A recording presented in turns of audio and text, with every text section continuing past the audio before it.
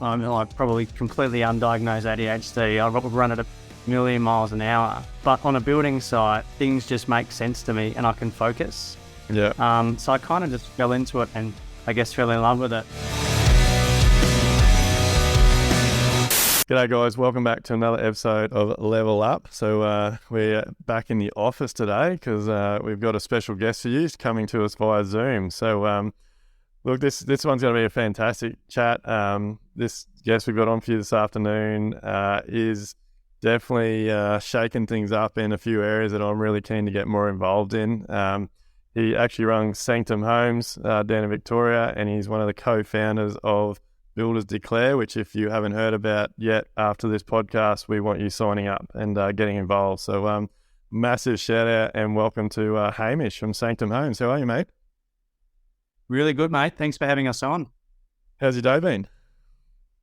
Busy. I think we were having a chat earlier on saying that the last few days I've been back on the tools, which has been thoroughly enjoyable. I don't get to do it much these days. It's been really great opportunity to bond with the team and just get involved with the team on site because I'm probably much like yourself, just kind of flying in and out a few times a week and not really getting to have those real meaningful, conversations and working in with the team. So it's been great for me and hopefully it's been great for the team as well. It does get hard, eh? And like again, as builders, I know that's my big passion. And it is good to spend that time. I enjoy the banter. I like the banter that goes with being on site. It's always good fun. I was saying this to the landscape gardener just before that I love a bit of on-site banter, and it's certainly different when you're trying to have it over Zoom with your off-site team. It's just not the same.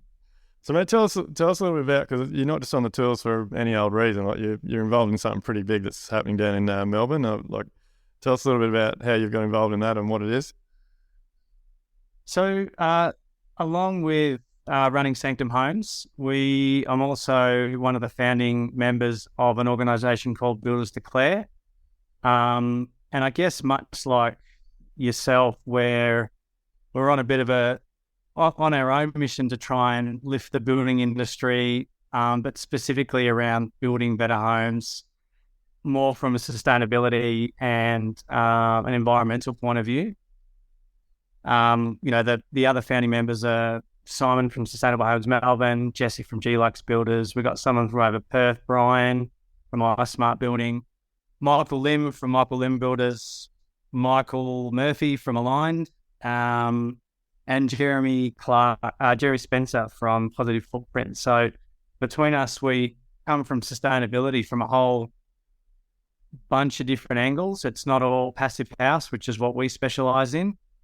So it's a really great mix of knowledge and I guess motivation to build better homes. So is that the whole purpose of Builders Declare? Because there's an Architects Declare as well in there. Like there's a bunch of architects that jumped on board and improving that side of things, and then you guys have done this to improve the actual education. Like you do webinars and podcasts and things, don't you, for Builders Declare as well? Yeah, so there's an international declare movement. So there's a whole range of different insert sort of whatever part of the construction industry you're in, and then put a declare on the end of it.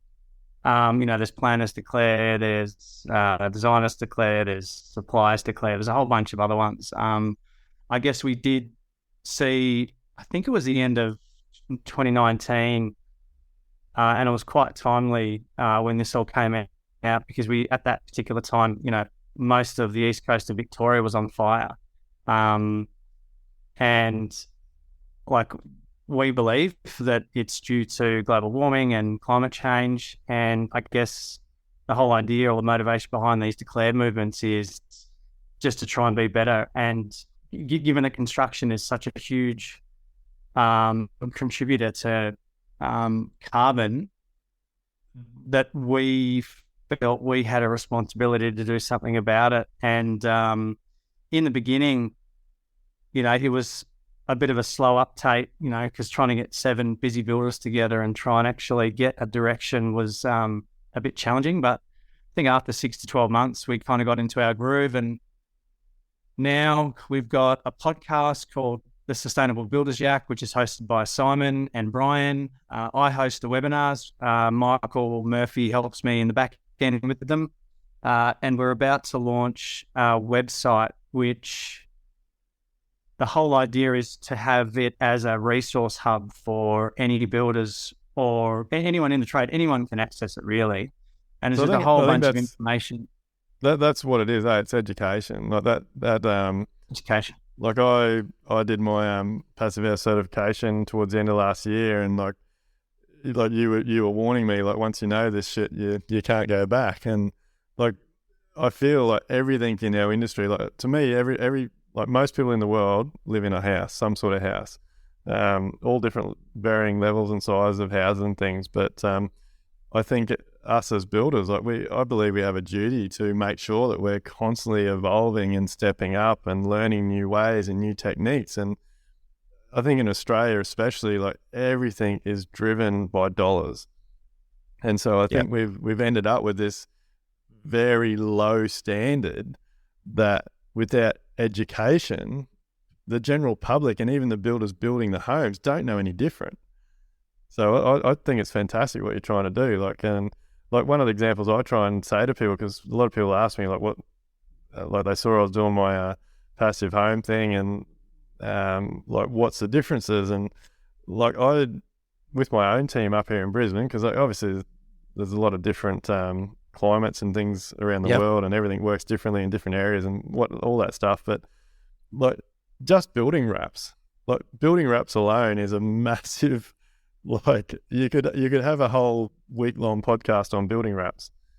We're actually we do actually have a podcast, The Sustainable Builders Yak, with Jesse Clark talking about the pro climate systems.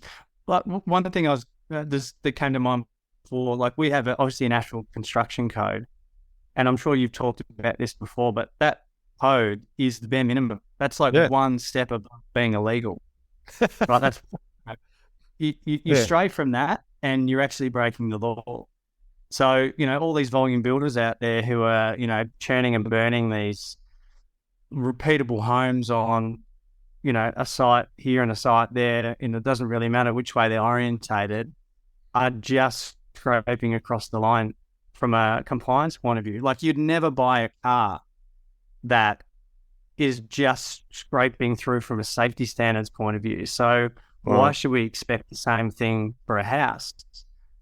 And I know, look, builders declare and passive house, like, we need to treat them as two different things.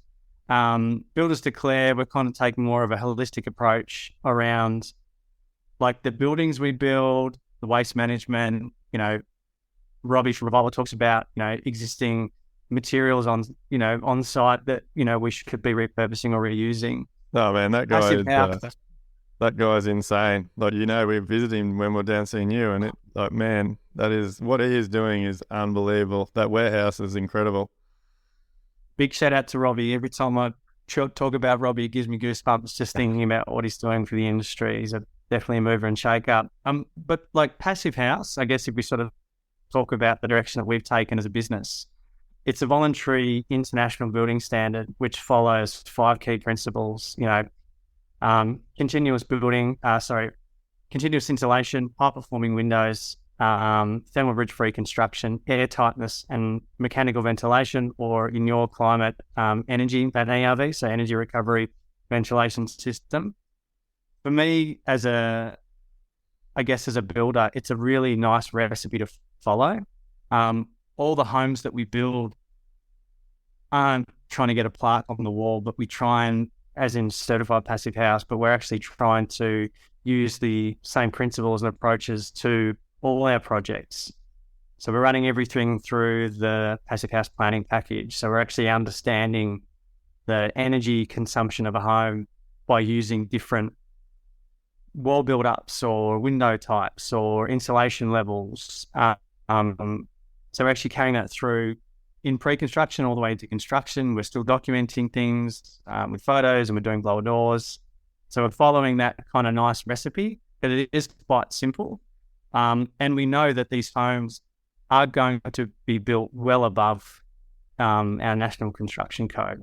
So it was Yeah, a I don't think nice sort of, I don't think it's a hard one to be better than, mate. Like it shits me to tears. I always use a window installation as an example. Like windows are meant to be screwed in and packed behind the screws and things. And you walk into volume building jobs or a lot of carpenters' jobs, and they're nailed in with 250 mil finishing nails, like a couple of C-brads every 600 mil. It's just terrible. But again, just going back to the building wrap, look, I think the reason, because I feel that there's a lot of people in it, like a lot of builders and especially a lot of chippies and tradies that, and I was one of these guys, like you're taught a certain way, and unless you thinks outside the box or you have the initiative to go and do some study or talk to other people and learn these different things, like why I like to talk about building wrap is because like everyone throws some building wrap around a frame and thinks that they've done something good. And like you see the building wrap flapping around in the breeze and like not going all the way up to the top plate, and like just the simplest things can make a big difference. And then insulation, like everyone thinks they put some anti-con blanket on the roof and a bit of insulation in their walls and they're saving the world or building a better home. And let alone do they know that like insulation actually has a proper way to be installed. Like if you squash it too tightly, it doesn't work. If you pull it apart too much, it doesn't work. If you don't fill the gaps around windows and things like, and yeah, I actually don't think it takes much to start lifting your game and start that wheel turning. And like, I guess for me, I'm just sort of addicted to it now. Like once you start seeing the little improvements that those little things make, and then you want more knowledge and you want to do more and you want to learn more about different products and you talk to people like yourself, and it's good. Like we're delivering our clients a better product. Sorry to interrupt, guys, but we've got to thank our sponsors because without them, we can't keep delivering you this incredible podcast. So massive shout out to DPS Constructions, Quoties, Live Life Build, and 44-gallon films. Make sure you go and check those guys out, support them so that we can keep delivering you this incredible podcast. Far better. I mean, if you talk about insulation, and I do, I drive past 3 or 4 projects that come to mind on the way to one of our jobs at the moment. And, the brickies are putting their isolation paper up the wall as they go. And, it's not taped together. And I guess if you understand how insulation's meant to work, it's meant to hold still air. And if you don't wrap it properly or tape it properly and you've got wind running through it, like the term's called wind washing. I like to use the analogy of if you're outside and you're wearing a jumper, you're probably going to be quite warm. But as soon as it starts to blow, as soon as it starts to get windy, that wind's going to come through that jumper. But if you put a Gore-Tex jacket over the top of it, there's your insulation and there's your building wrap. And I guess the beauty of the building wraps that we use is they're vapor open, so moisture can move through them, vapor can move through them. But the other bonus that I love, in particular today where we had a massive thunderstorm out of nowhere, I've got this project wrapped in these building wraps and I had 2 leaks in the house. I've got no roof on. So from protecting that frame, even just during construction without having the roof on, I've had that roughed in for weeks and I haven't had the roof on, and the roof's going on in 2 weeks. Yeah, no, it's brilliant. So there's a huge amount of benefit for all of it, yeah. Yeah, and it's really, like, when you talk about those little, like, it's really not that hard. Like, most houses have insulation these days. Most buildings have some sort of building wrap. Like, that's a really easy place to start, isn't it, to deliver your clients a better home. And you talk about like value for money. Like, yes, it's a bit more expensive than whacking some isolation on, and we wrap our roofs and our walls.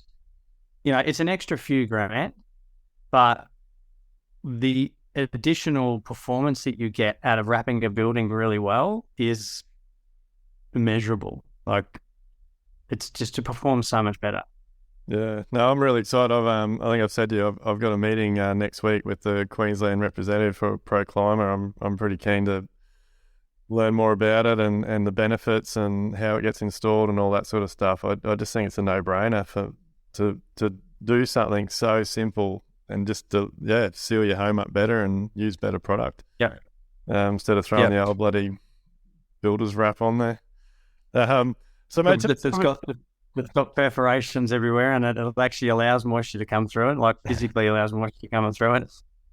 Oh, mate, it drives me nuts. I have like my thing with the boys all the time. Like, you should be wrapping your jobs up so that they're tight. Like, and like nothing shits me more when you drive around, you see sites and the paper's flapping in the wind, and like it's short here and there. It's just shit practice.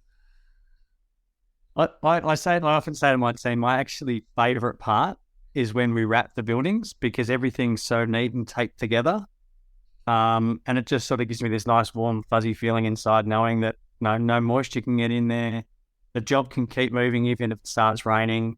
And if the team are taking that level of detail on something that's not going to be seen, that carries through to the rest of the project.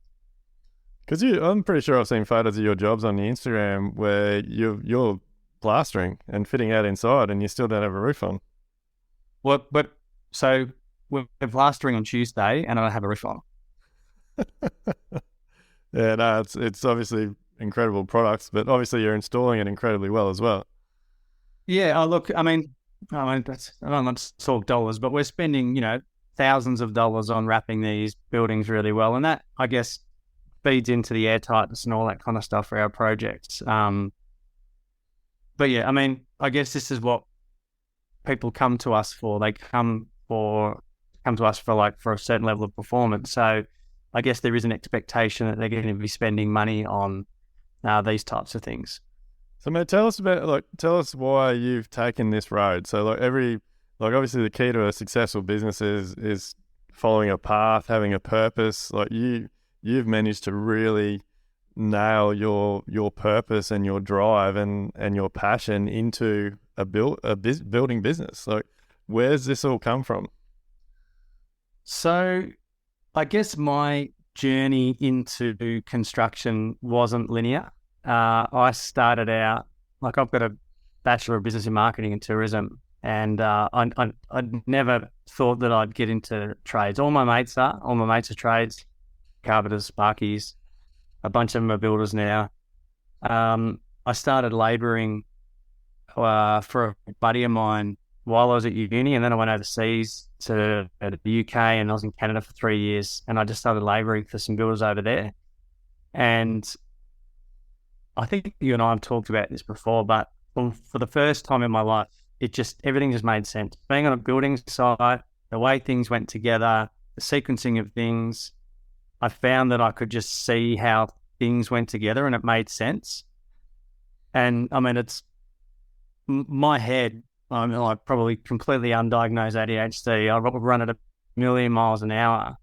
But on a building site, things just make sense to me and I can focus. Yeah. So I kind of just fell into it and I guess fell in love with it. I've always had a passion for the outdoors. I've always loved snowboarding, mountain bike riding, camping when I was younger. My wife's actually an ecologist, so flora and fauna, environmental science. And while we were overseas, we spent a lot of time, hiking and snowboarding in Canada.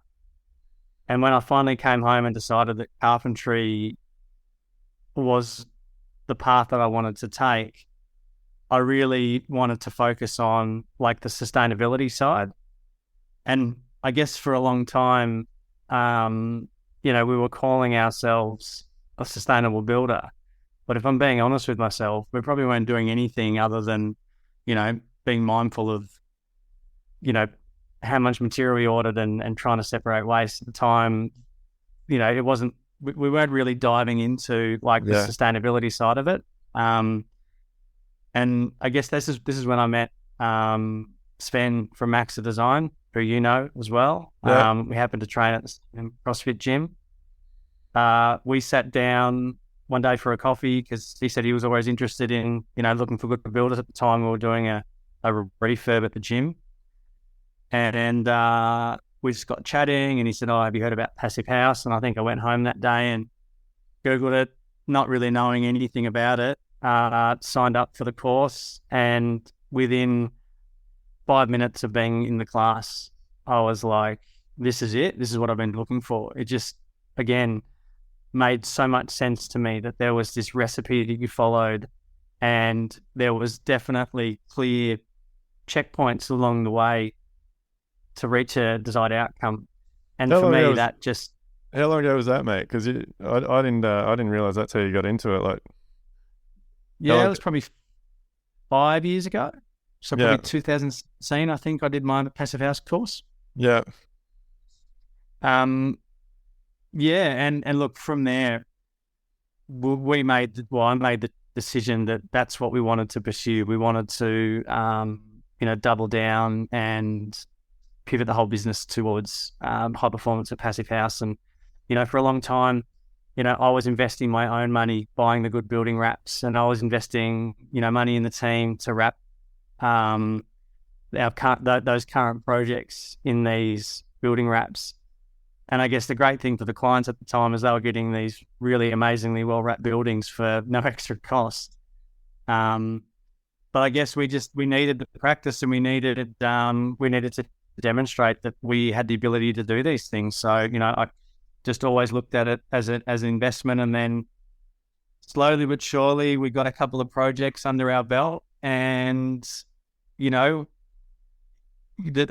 where we are at the moment is by design, right? Like we have a very clear focus where we want to take the business. So we really push the marketing towards passive house and high performance homes, and people now come to us, I guess, for that solution.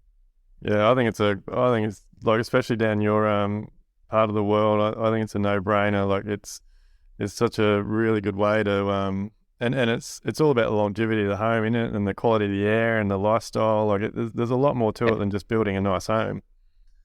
Yep, 100%. I mean, we could dive down the rabbit hole of passive house in different climates, and there's a part of me that agrees that it works, or it makes more sense in some climates than others. But I guess the only comment I'll make about it is that the science demonstrates that passive house can work in any climate. But at the end of the day, the clients are the ones that are driving the level of performance of the home. And if they want to have the cross ventilation and have passive solar in their home, then, maybe passive house is not for them. But down here in Victoria, where we've got, it gets down to -2 here, but it's up to 46 in summer. 45 in summer. It kind of just makes sense. Do you think people are very misled when it comes to sustainability and like new building products and all? Like, I feel like people, there's a lot of marketing that just gets thrown around so willy nilly, and like people think they put solar on their house or a battery in their house or some insulation in their house, and that like they're building a sustainable house or a water tank. Like, there is so much more to it, isn't it? Like, it's the way the products are sourced, it's what they're made from. It's like, is there chemicals involved? Like, are they sourced in a good way? Like, there's so much to it. Like, how they get transported, how they get wrapped. Like you said, reducing waste. Like, there is so many things that contribute to ultimately having a sustainable home. And I guess it really comes down to what your definition of sustainability is as well. I mean, I know you and I had a chat about UPVC windows, and much like yourself, I'm all about learning, and I'm all about trying to be better. And think off the back of one of our chats, I really did a bit more research into the windows that we were using. I've actually switched window suppliers now when we talk about UPVC, because there's another supplier in Victoria which uses up to 80% recycled material in their UPVC windows, and they're actually about to set up a recycling plant for end-of-life recycling. So, well, we could totally go down a rabbit hole here. That's awesome, mate. It'd be good to get that contact off you. Yeah, look, I guess this is the beauty about, I know you talk about it as well, having an open mind and being challenged, and, we don't all know the answers all the time. And I know there's certainly things in my business that I've wanted to change. We kind of have this narrative this year of every single day, we're just trying to be a little bit better than we were the day before. And, if you sort of take a step back and look at that at the end of the year and go, holy shit, we've improved this much over the year by just making little changes every day. Just today, I was having a chat with a couple of my team about waste management, and we're sort of really trying to dial in how we can better manage the waste on site. And through chats with Mark from MBH and talking to him about how he does it, we've actually got a waste management company coming out on Monday to talk about how they can help us better manage our sites as well. So, there's a saying that I like to use: you don't have to get it perfect, you just got to get it started, right? So, we've made the goal. We set a goal this year to be better at waste management, and I think it's going to be a continual journey. I think that's another area that's got so much room for improvement. Like it blows my mind how some of these bigger waste companies haven't got on board yet and come up with a way of, I don't know, having bins that can have different materials in them, or like, I don't know. There has to be a way. Like I can't stand the waste on job sites. Like waste actually influences us now on the materials we use and who we buy them from, because like we've used so many materials, and especially when you get to fit off stage, like when you do your aircon, electrical and plumbing fit off, like you'll fill a 12-meter skip of cardboard and polystyrene and plastics. Like it's just so wasteful. And all that shit is so that you can get a product to the house that ends up with no scratches or blemishes on it or something. Like there has to be a better way. I always think, like, why can't you put your orders into the supplier and like they just package everything you need into sort of one box rather than all these different boxes? So yeah, there's got to be a way to improve on that. It's funny. It's funny you say that. Internet's to my phone, so I've got a bit of a shaky internet connection here. Sorry, I'm better now. When we have storms here in Warrandyte, our internet connection gets a bit shaky, so I've just switched to hotspotting off my phone. My solar supplier now has requested that all his packaging, when it comes to on-site, doesn't have any plastic on it. And his motivation now is that if he starts making a noise about it, other people will start making a noise about it. And progressively, being a little bit better every day, the supplier might turn around and go, well, hang on, the consumers don't want plastic on their stuff, so let's stop putting plastic on it. So yeah. Hopefully we see it, because I agree with you, fit off, it's a nightmare. Yeah, no, I want to go back because just before in the conversation, you were saying how when you realised you wanted to become a carpenter and a builder, like you could see like things fell into place. You could get focused when you're on a job site, and I like that resonates with me. And I'm a big believer that most builders and trades get into this industry and this business because we're like, I don't know, I'm an indigo personality. I think a lot of trades and builders are and I'm the same. I reckon if I went and got tested, I'd definitely have a few things wrong, like AHD and all those types of things. But building calms me down, and you're right. Like sitting in the office, like I deal with anxiety a lot still. But the site does calm me. Even now, going and visiting my teams on site, it's like my happy place. Like it can be chaos on a job site. There can be 5 different trades, and I just feel in my element. Like it all falls into place, and I can talk to them, and I can organise things, and I don't know. I just feel it's the type of people we are, and I found it really interesting that you said you get more focused when you're in that environment. I love the chaos of like a really busy building site. I think I touched on before that we've been building a stand at the Melbourne International Flower and Garden Show, and we have a really small window of where we can of how long it can take us to build it. So I was in there on Sunday doing the set out and making sure that was all good to go. Everything's nicely color coded and marked, and we had a massive plan for the team the next day, and we had 11 people on a site that was 11 meters by 11 meters. And everyone was working, everyone was firing questions at me and Matt, who's the landscaper. And I came home and I was fucking pumped. We got so much work done. Like, it was chaos. We had 2 drop saws running. We had nail guns flying everywhere. Like, I'm in my element there. And I just find in that environment, I can make really quick decisions and the answer just comes to me.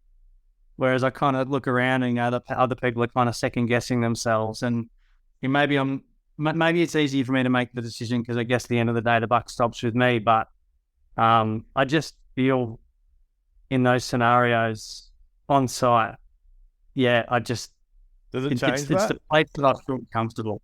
Like, does that change? But when you get in the office, like I'm a very different person in the office to what I am on site. Like I'm in my element on site on the phone, like finding solutions, and I get to the office and like I just get anxiety. The paperwork, the programs, using your computer, like it's not me.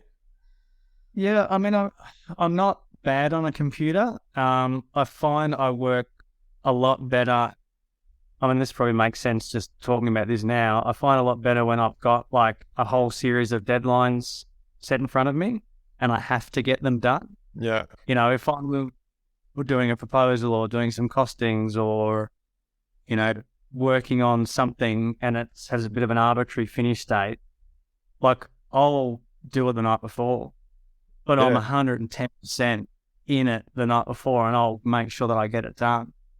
So if I kind of find I have like these things backed up and I have like 2 or 3 weeks of like deadlines I have to meet, I love the office. But if it's, I guess, just medial stuff like I've got a phone bill to pay or whatever, I've got to do the scheduling, I don't enjoy it and I'm not efficient at it. yeah. Well, it's funny you say that. Like I think that's my coping mechanism. Is I have it all written out. Like every day in my journal, I have written down like chase up these trades for this proposal, work on this proposal, like do this, check with the accounts manager, like where's this at, like check with Camille, where's this at. Like if I don't have that list, like if every day I have a list, I can handle my anxiety. But if I don't have a list, it's like I just waste time. Like I can sit in the office for hours and I just achieve nothing. Yeah, I'm the same. I've started to like, if I know I've got, a few days in the office, I'm really trying to schedule my days so I'm busy, and I'll usually insert like a mountain bike ride or a workout in the garage or something like that, just to kind of, get out that sort of built pent up anxiety that I get from sitting in the office, and then I can come back rejuvenated and fresh, and smash out the afternoon. Yeah, it's unreal. So, mate, tell us a little bit. Like, I wouldn't mind deep diving into like, so you're a Live Like Build Elevate member. We spoke the other day, and you said you were happy to talk about it. Like, we had our first ever live event like 3 weeks ago now, and it was friggin' insane. Like, I'm still floating from it. The community, the guys like yourself, like, it was an incredible weekend. But you said you've had a bit of a light bulb moment since that weekend. I did. And I'm happy to talk about it. If we're sort of fronting up and trying to be better. I went into the weekend thinking that I was going to live like Bill, and I actually thought that I probably wasn't getting as much out of it at this point in time that I could have. And, I had a really great chat to Amelia about it. And I thought that maybe I could invest that money somewhere else, and maybe, I guess, develop myself more in other areas. But I realized after that weekend that I was the roadblock and I was the one that was stopping myself from hitting all those 1%ers that I know that my business needs. We market well. We have a clear vision. We've got plenty of work coming in. We're reasonably profitable. That I was like, oh, well, what am I getting out of this? But there's so many things in my business that I know that Live Like Build can contribute to make it better. Like we're all on a journey, right? And maybe Sanctum Homes is a little bit further on than some of the other businesses, but it still doesn't mean that we still can't learn and be better. And seeing that community for that week, after that weekend, and the collaboration and people sharing stories and like wanting to help each other, no matter if you do renovations or you're turning over, $10 million a year, like the community and the collaboration and what you can actually get out of the conversations, I was just like, fucking hell, what am I doing? Like, why would I leave this group where I still have so much to learn? And yeah, as I said, I had a pretty, emotional conversation with Amelia about it. And she may or may not have told you, but, I just walked away from that weekend just so much more motivated to be better and to invest myself and, just to show up and, like take it all in. I think it's like kind of show. One of our big goals with Live Like Build is like we don't want to have a start and an end. Like we really want to create that community, and we've succeeded. Like as you saw, like the shit that gets talked about in our Elevate group is just amazing, and it helps me like as well. Like I feel like we've created a safe place where just everybody is so confident to share stories and talk about emotions and finances and budgets and margins and like you name it.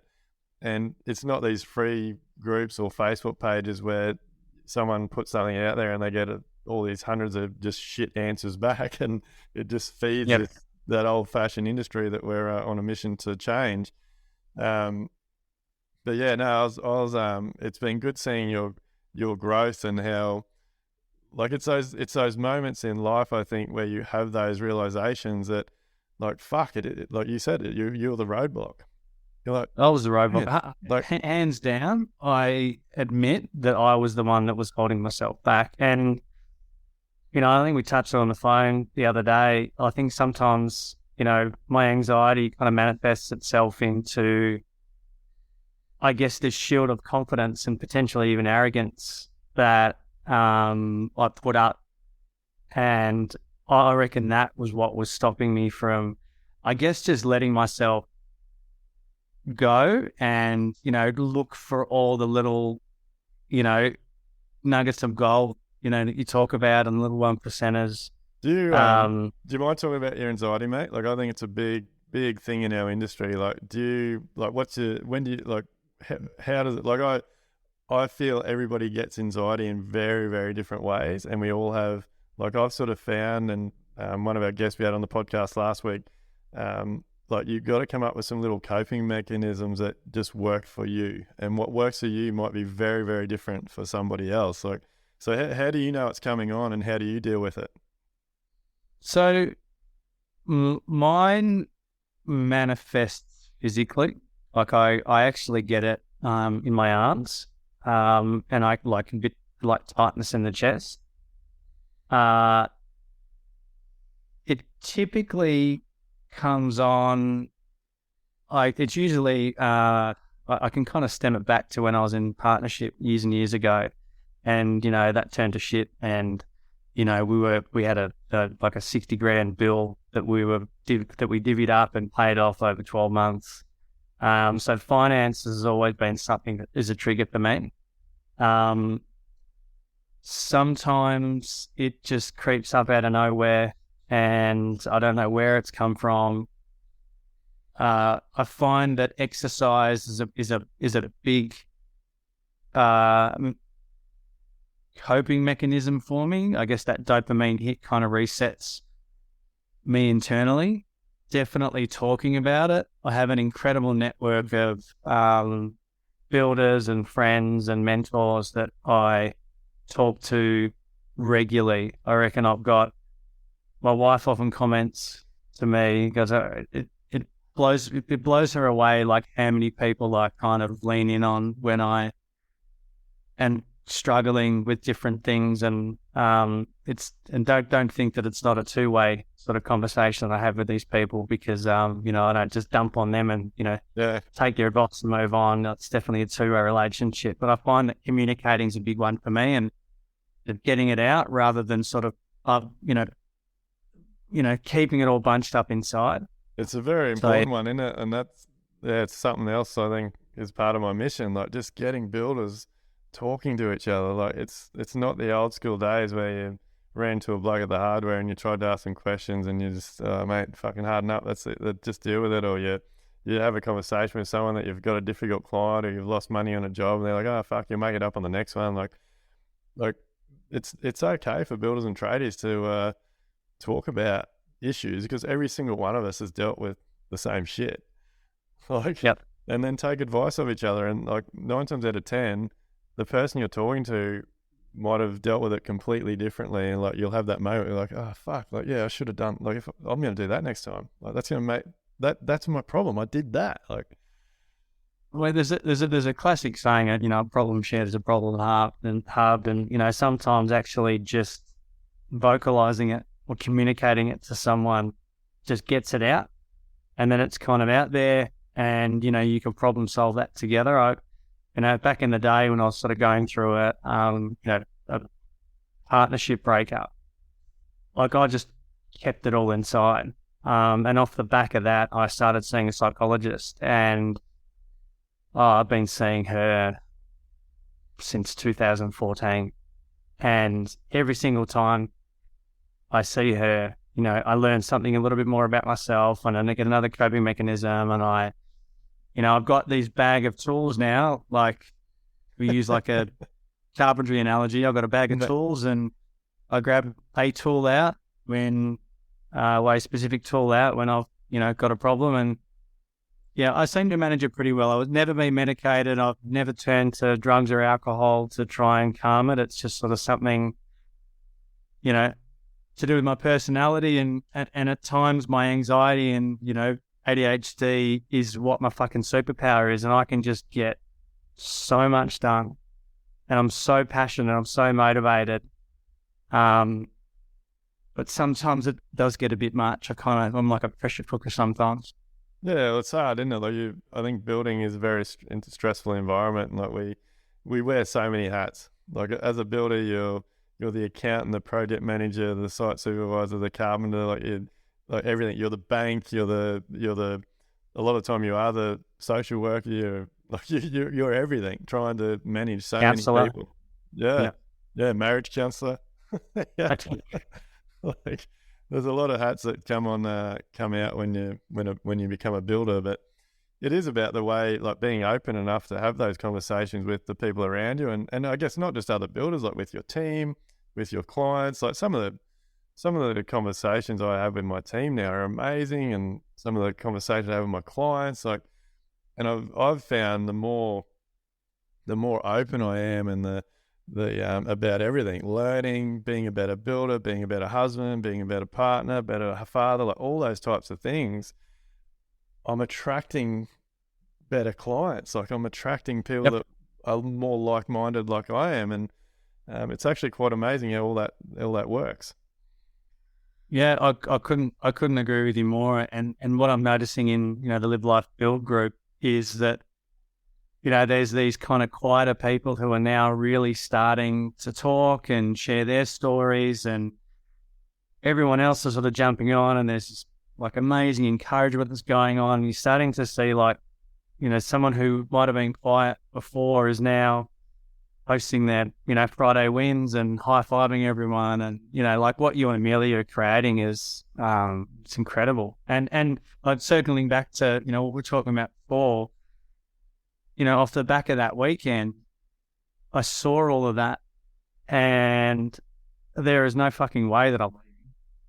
Yeah, no, mate, we don't want you to go anywhere. Like I said, Live Like Build's got huge, like, we've got massive plans. It's going to keep growing and growing. It's growing rapidly at the moment. Like, we mean it when we say, like, we are on, our purpose is to create a new residential building industry for custom, small, family-run businesses, so that we can all have the sustainability, the profitability, the successful businesses, and, like, ultimately the freedom. Like, that's why we get into business, isn't it? Like, we want freedom. To have the lifestyles, I guess, that we deserve and that we aim for. So, mate, I want to know more about your little office you're sitting in there, mate. Every time I see you on Zooms, like, you got this, like, is it like a ply wall paneling or something that? So this office, we used to have an office up the road, and during COVID, like a lot of people, we kind of looked to, I guess, consolidate some expenses and reduce our overheads, and we made the decision to work remotely. So our estimator works remotely, our pre-construction manager works remotely, and I had a shed up the back of the house, that just had a whole bunch of shit in it from the extension that we just finished. And I turned to my wife and I said, I reckon I should set up an office out the back there. And it's actually been the best thing I've ever done. I'm looking out as the sun's setting over there, and looking out over my veggie garden, the fruit trees, and the kids jump on the trampoline just outside my window here. But we wanted to try and use as many reclaimed materials as we can. I've got a sample window behind me here. All these shelves up here, bits of Oregon that we pulled off a job. My table here is like it's like a CLT. It's an HBE beam. It's a mass timber beam. All the flooring that's down here is just surplus flooring from when we did our house. The window is off a job. The door's off a job.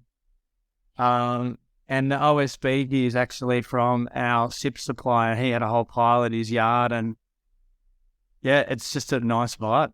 Yeah, it's unreal, mate. I think we got a yard full of gear. Like, it's good. It makes me feel good reusing stuff. Like, I think some of my team still think I'm a bit of bloody hoarder when I keep saying, "Oh no, that's coming back to the shed." But like, I'm great. I'm total order. Total order.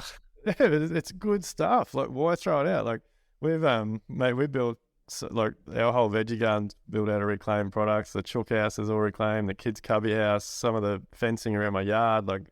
And it looks fantastic. Like, everyone comes over and they comment on it. It's all from shit that would have gone in a hole in the ground. Mate, the amount of, again, this is a whole other podcast. The amount of shit that we waste. The garden that we're working on at the Melbourne Flower and Garden Show, it's called Consciousness. And it's the relationship between a landscape and a building.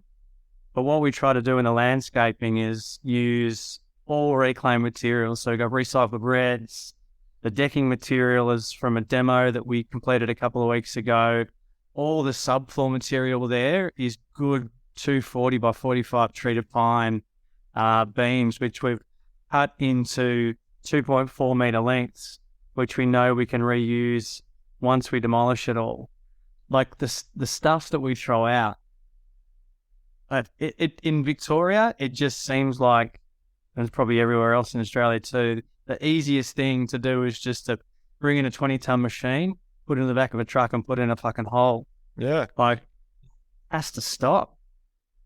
Yeah. Yeah, no, I agree 100%, mate. And my big thing is, like, with that, like, there's demolishing companies making millions and millions of dollars by doing exactly that, just turning up with a 20-tonner, smashing it down and putting it in a truck. And, like, that is some of the best hardwood that you will ever have. Look.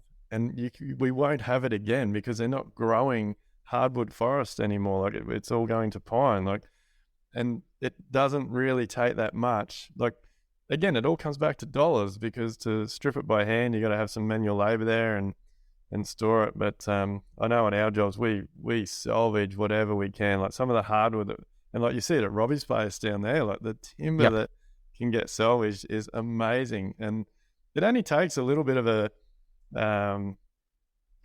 thinking outside the box to see what you can use these other products for. Like, I see, like, Robbie's using some of the timber he pulls out to make joinery and seating, and like, it's insane. Picture framing, wall linings, like, it's unbelievable when you put a little bit of thought into it, you can reuse something as. Well, we did a demo up the road. We were originally going to keep the whole frame, but it had been pretty severely damaged by termites, so we made the decision to pull it down. Someone at the frame's gone to make a table, which is being used at the Flower and Garden Show. It's then getting auctioned off, and proceeds are going to a organisation. Part of this, a whole bunch of the timbers I'm actually using for feature battens in a spa area we're doing at my house. A whole trailer load went to one of my other clients' friend's house, so he can make tables out of it. Like, this material is beautiful. Like, it just needs someone with a little bit of time to denail it and a vision, and you can turn them into the most amazing bits of furniture. And, circling back to Robbie, like, his team of engineers can actually are willing to engineer reclaimed material so we don't have to, put a steel beam in and then do like a featured truss and not have it structural. Like these timbers, which are strong as fuck, can actually be part of the new structure, and we need more of that. Isn't it fucking stupid that, like, I couldn't, that blew my mind when we were talking to Robbie when we were down there. Like, how stupid is it that you have these hardwood timbers that have been in these buildings, some for over 100 years, and they've hardly moved, and yet because of insurances and liabilities, people refuse to design it into a new building because they don't know the strength or the grade or like all this bullshit. Like, I think that is incredible that he's put that team together, and some of the stuff he was showing us when we were down there, that they've been able to repurpose framing and build new exposed trusses and beams and things out of. Like, it's unbelievable. It should be getting done all the time. Like I don't know. Again, this could be a whole other podcast, but I feel there's something that needs to be done at a government level to, if you're going to demolish something, a certain percentage of it has to be reused. 100%. I mean, the narrative that Robbie was saying at the app launch, and I know this has sort of all become the Robbie show now, but he's an amazing human. So we're talking about Robbie from what's it? Sustainable. Revival of Sustainable Building Practices, and he's launched a free app that anyone can download, where if you're doing a demolition, or if you've got some leftover paint from a project, you can post it on this app. And his messaging is, you don't decide what's waste, your community does. And it's all for free. It's not transactional. It's basically just preventing these materials going into landfill. I forgot what I was about to say then, but yeah, the stuff that he's doing, like percentage of the build should be salvaged. Oh, yeah. At the app launch, he was saying we need to change the narrative from demolition plan to existing resources plan, and I can happily say that one of the interior designers that we use has changed on her demolition plan and has calling it an existing resources plan, and she is actively looking at the existing resources in the home and how we can repurpose them into features, into like the new fit out that they're designing. Yeah, and that's one person's changed the way that they're viewing it. And it's back to what I was saying earlier on. Every single day we wake up and we're just a little bit better than the day before, and one person's made that decision on their plan. So that's incredible. Oh, that's awesome, mate. We've got a couple of architects we do work with that haven't changed the naming of it, but like with it through doing our pack process now and going and doing the site investigations, like we're finding out like how is it possible to save some framing? How much of it is there?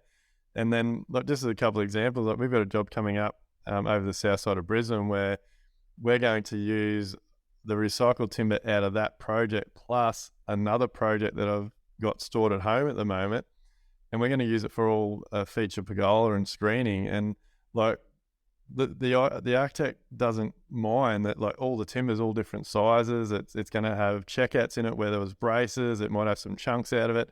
They're going to celebrate it.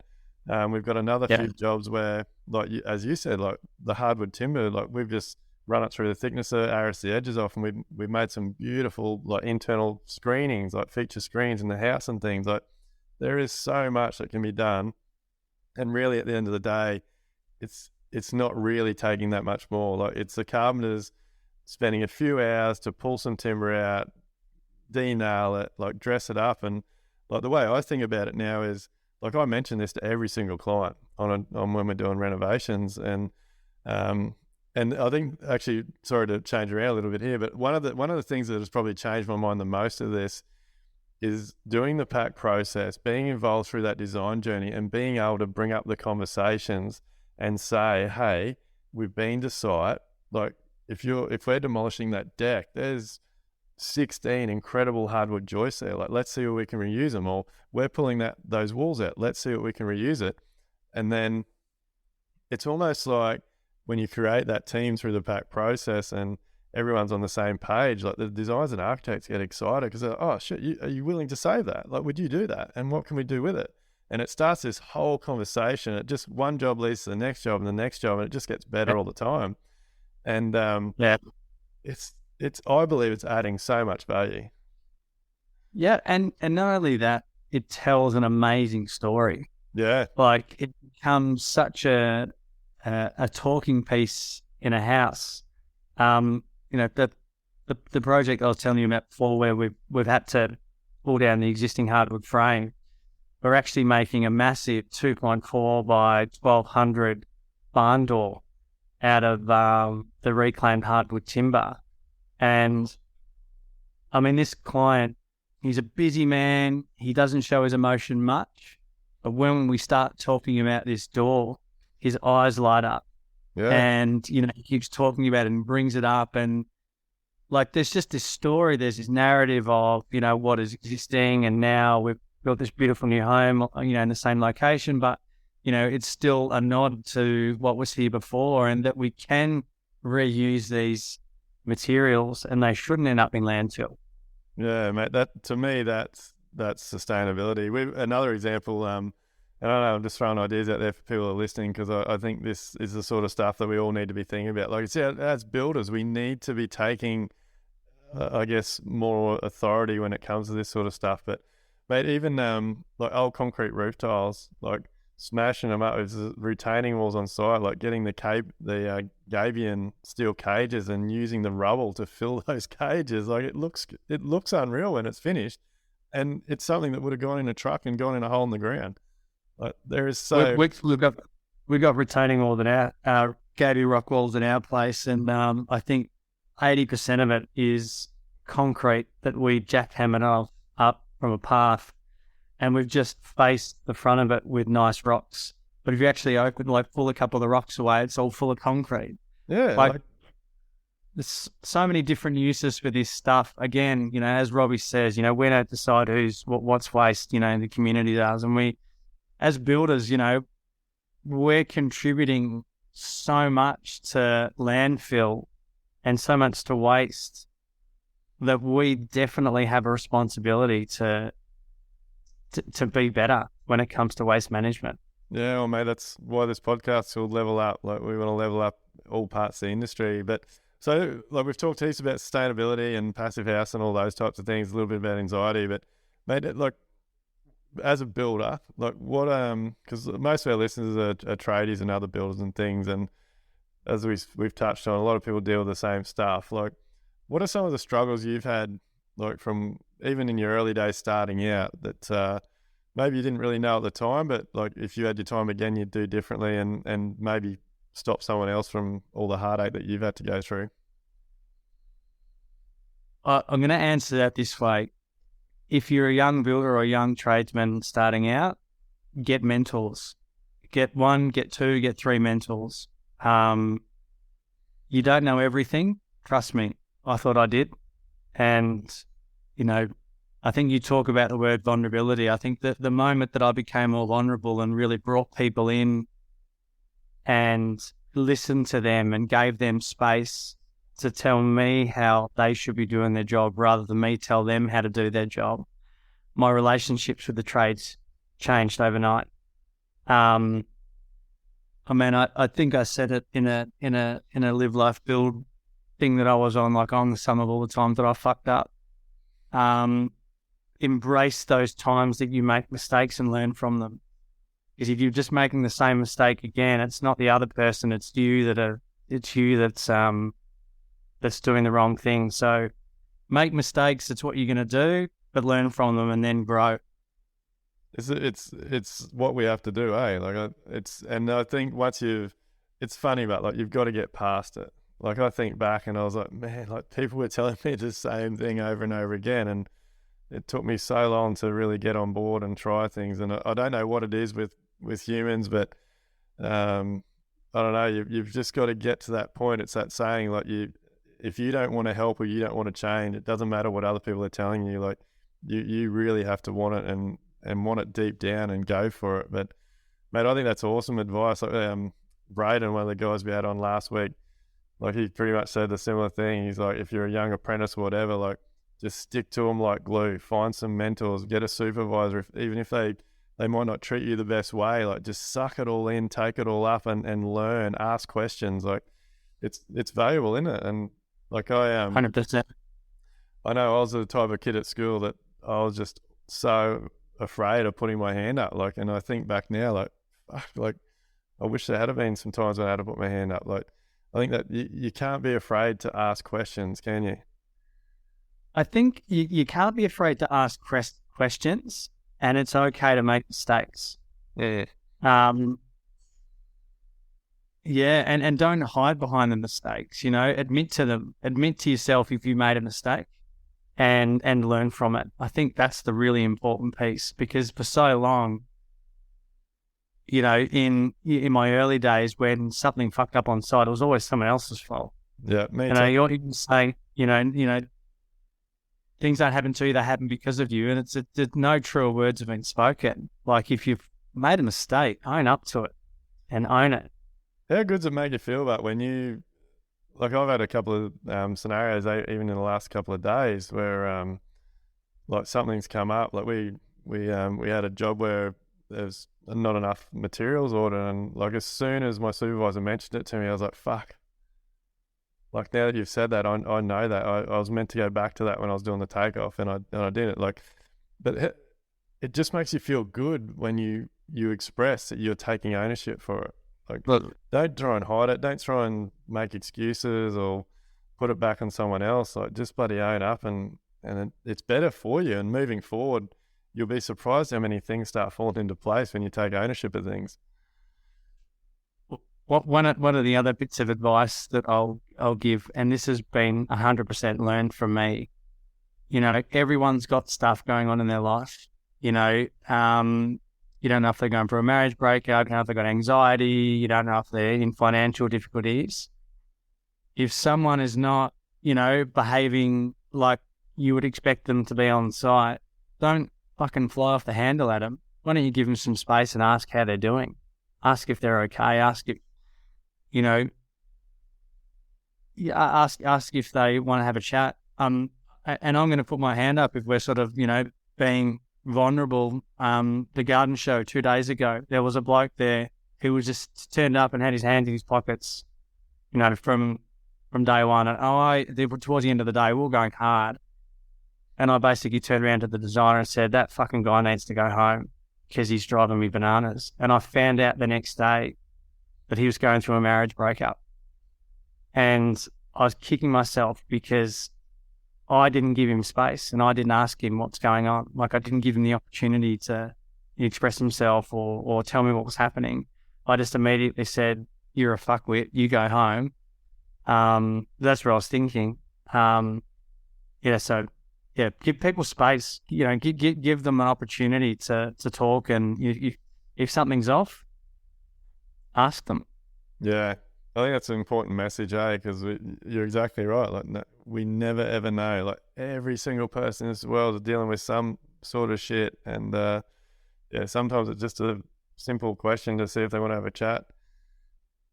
I'm surprised you obviously didn't have a trademark shirt on, mate. You didn't want to start the conversation.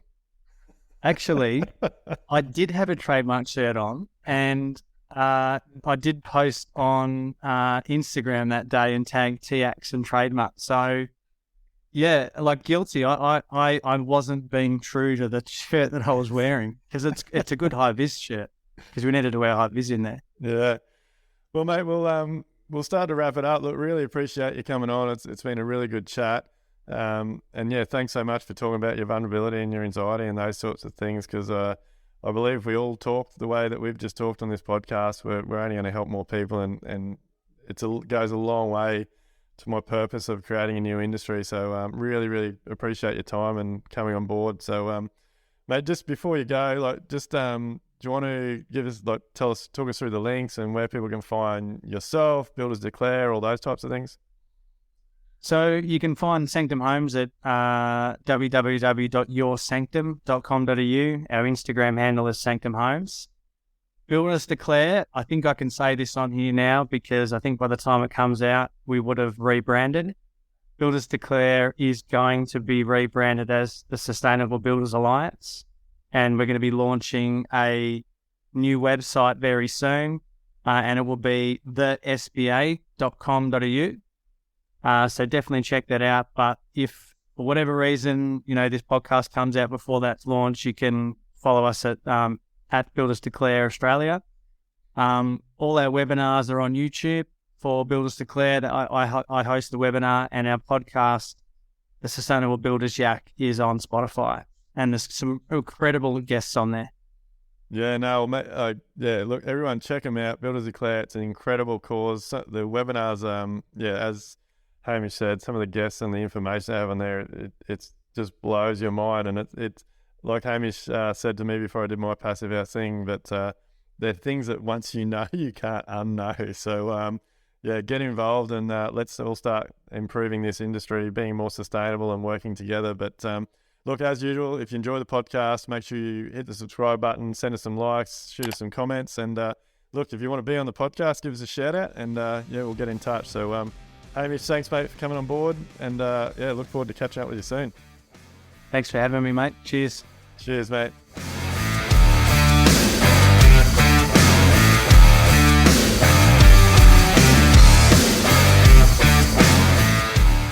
Everything discussed during the Level Up podcast with me, Duayne Pearce, is based solely on my own personal experiences and those experiences of my guests. The information, opinions, and recommendations presented in this podcast are for general information only, and any reliance on the information provided in this podcast is done at your own risk. We recommend that you obtain your own professional advice in respect to the topics discussed during this podcast.